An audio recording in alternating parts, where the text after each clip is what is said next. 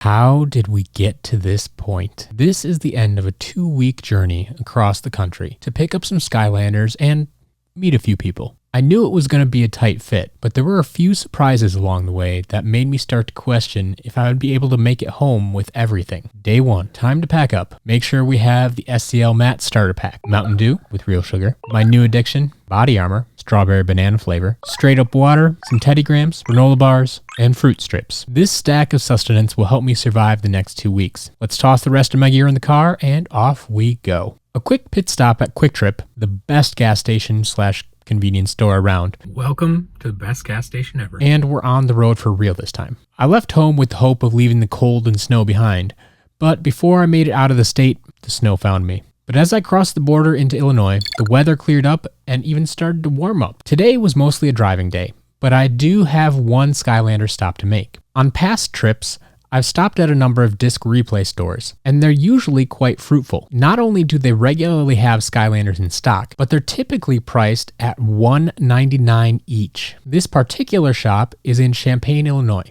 I've been to this location once before and even made some purchases, so I'm excited to see what I can find today. Jackpot, it was a very successful first stop. Just $1.99 per figure, with a bunch of creation crystals and traps.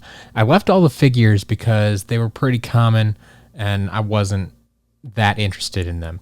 But we were able to pick up 2 Life Claw creation crystals. As you can see here, just $1.99 each.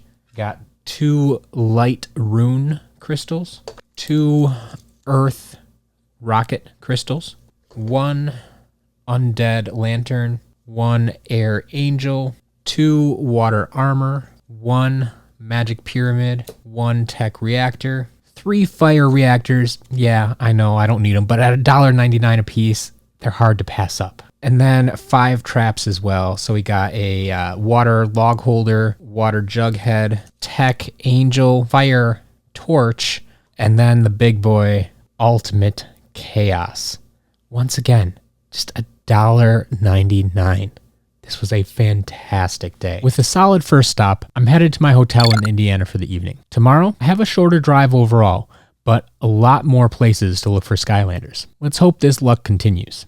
Day 2. Day 2 featured less driving and more hunting. I quickly crossed the border into Kentucky, then found some warmer weather in Tennessee. My first stop was a recommendation from Tom, Quick Cash Pawn in Gallatin, Tennessee. He mentioned he had found some Skylanders here in the past. Since it wasn't too far off my path, I decided to check it out. It was a very dimly lit shop, but the staff was friendly and they had a lot more collectibles than I would have expected at a pawn shop. They had Funko Pops, Lego minifigs, and even Magic the Gathering cards. After a few minutes, I did actually spot a small bin of Skylanders behind the counter, but it was all very common figures. I was about to leave empty-handed when I found this limited edition Star Trek Pez set. I figured my buddy Brent might enjoy it, so I picked it up. Next stop, McKay's. This was another suggestion I received on a recent live stream from the community. Gallatin is just north of Nashville, and Nashville is home to one of the 5 McKay's locations. I had never heard of McKay's, so I didn't know what to expect. But wow, they have quite the operation going on here. I probably could have spent all day looking through this entire store, but I didn't have that much time today, so I focused on the video games and the Skylanders. At this store, they just had their Skylanders dumped in a large bin next to the bulk Lego and Hot Wheels. Everything I found here was very common, except for one lone Dark Spyro. I couldn't even find any Skylanders games here, so I decided to leave Dark Spyro for another lucky customer. As I continued my eastward journey, I had one more stop to make today. There's another McKay's location in Chattanooga, Tennessee. The layout of this store was nearly identical to the Nashville location, except for the fact that I didn't find a bulk Skylanders bin out front. I walked up and down the other aisles of collectibles, but still didn't find any Skylanders. So I headed over to the video game section to see if they at least had some games available. They did. In fact, they had a lot of Skylanders games here. With this many games in stock, they had to have some figures somewhere, right? So I kept looking, and finally, in the last aisle of video games, I found them, the Skylanders bins. Not only were these bins cleaner and more organized, they also had a better selection of Skylanders. By this point, I already had my hands full of games, so I quickly grabbed a basket so I could sift through the bins and load up on Skylanders. Here at McKay's, they ask $2.95 for each Skylander. Not quite as good as Disc Replay, but still reasonable. It's a bit more than I would normally pay for some of these figures, but I wanted to reward them for selling Skylanders in their shop, so I spent a little bit extra. Overall, McKay's is a fantastic shop, and I would highly recommend that you stop in if you ever get a chance, even if you don't need Skylanders. If we had one of these shops in Wisconsin, I would spend far too much time here. But that was the end of my day. Time to find my hotel and get a good night's rest. Tomorrow, I have a big pickup to make. Overall, day 2 was a little bit hit or miss, but big haul from McKay's. Found a bunch of games, starting with Spyro's Adventure for the 360. Got 3 copies of that. Various prices, I'm not entirely sure, from $1.95 to $1.45. But we got 3 copies of that. We got Superchargers for the 360 as well. Picked up 3 copies there. And then we got a couple of Wii U games. Trap Team there and Imaginators as well. So we'll see how those go. But then I picked up a bunch of figures as well. See, 1, 2, 3, 4, 5, 6, 7, 8, 9, 10, 11, 12, 13, 14, 15, 16, 17 figures. So I will applaud them. The swappers, they actually put in bags to keep the halves together. So that was nice. So we got a Hoot Loop there and a Free Ranger. So you can see the $2.95 price tag on there yet. Got Hot Dog with his tail intact here. We got a Light Core Grim Creeper. A bunch of Zap figures. So 2 Series 2 and 1 Series 1. So we got 3 Zaps. I found a Boomer out there. 2 Golden Dragonfire Cannons. Never seem to find enough of those. Series 1 Frino. Took a risk on this hot streak. You never know. Maybe it's a mobile hot streak. We'll find out. We got 2 Ninjinis. Purple Lip Chill. Nice little find there. Then 2 Trap Masters as well. So we got Gusto and Kaboom. So overall, a nice haul there from McKay's. Day 3. Day 3 is primarily another travel day, but there's one very important stop to make along the way. I enter Georgia for real this time and make my way to see Tony. This isn't the first time I've met Tony, and it's not the first or the last time I'll be purchasing Skylanders from Tony. But this load turned out to be a bit larger than anticipated, so it's going to be a challenge to fit it into my car. I finally managed to make it all fit, but I think I'm going to have to rearrange a few things tomorrow. I still have another large lot of Skylanders to pick up on this trip, and it doesn't look like I have enough room at the moment. I'm off to meet up with Brent tonight. Brent is a good friend of mine who lives in Florida. He's my most recent podcasting buddy, and the guy I picked up that Star Trek Pez set for a couple of days ago. So that's one thing I'll be able to take out of my car. Finally make it down to Florida, and it's raining. This is not the weather I signed up for, but hopefully Florida gets all the rain out of its system today. Otherwise, it could be quite a dreadful week at the parks. Day 4. On the morning of day 4, thankfully, the weather had cleared up, so I could spend some time outside rearranging the Skylanders in my car without having to worry about them getting wet. So yesterday, picked everything up in Georgia and technically made it fit, but this isn't going to work for the long haul. We need to reshuffle some things.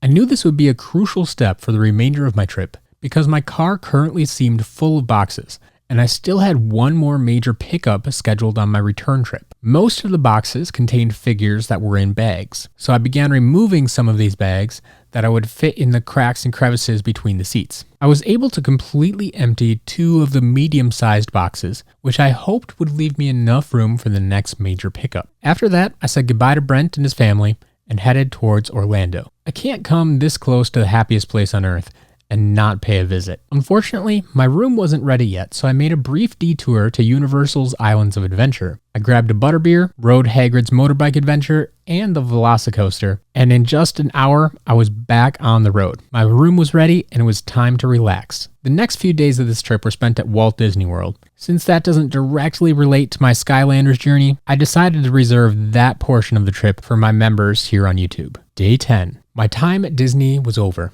and now it was time to find some more Skylanders. So this morning, I was supposed to stop by Oldsmar to check out a flea market that I've been told has some Skylanders, thanks to a tip from Zorfio over on Twitter. But unfortunately, I learned that this flea market is closed on Mondays and Tuesdays. And of course, today happens to be Tuesday. So that takes Skylanders hunting off the list for today. And today is just going to be a straight driving day. I just drove through the Florida Panhandle and into Alabama for the night. Day 11. Day 11 was going to be the moment of truth. Will I be able to fit the second large lot of figures into the car? Well, first I have to drive through Alabama, Mississippi, and Louisiana to get to Texas. But just north of Houston, I met up with Jennifer and her son Cameron. They were very friendly and welcoming and had an obvious love for Skylanders. But the time had come to move on. So upon arrival, I made my deposit into Cameron's college fund and took a look at the lot. This is going to take some work, but after 20 minutes of rearranging and repacking, it was all in my car. And I got packed up just in time. There are some big thunderstorms rolling in, so I decided to call it a night at a nearby hotel. Day 12. I know I said my car was basically full, but I can fit a few more Skylanders in here, right? Let's go hunting. I was previously in Texas last year picking up a few large lots of Skylanders, so I'm somewhat familiar with this area. The Dallas area has a chain called Movie Trading Company. I can almost guarantee that you'll be able to find Skylanders at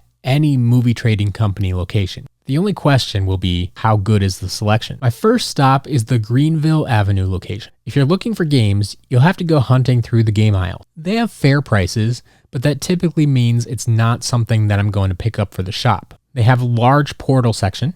90% of these are labeled correctly, but it's always worthwhile to double check them because sometimes you can find gold in there. Then this shop has large Skylanders bins, which are, at least theoretically, sorted by game. Just like the games, the figures are very fairly priced, and there was a good selection of figures here today. I was particularly surprised by how many Trap Masters were available. This is going to be a great find for someone local, but it's not quite right for the shop. But I didn't leave this store empty-handed. I was able to find a few gems. I always seem to find a few surprises at Movie Trading Company.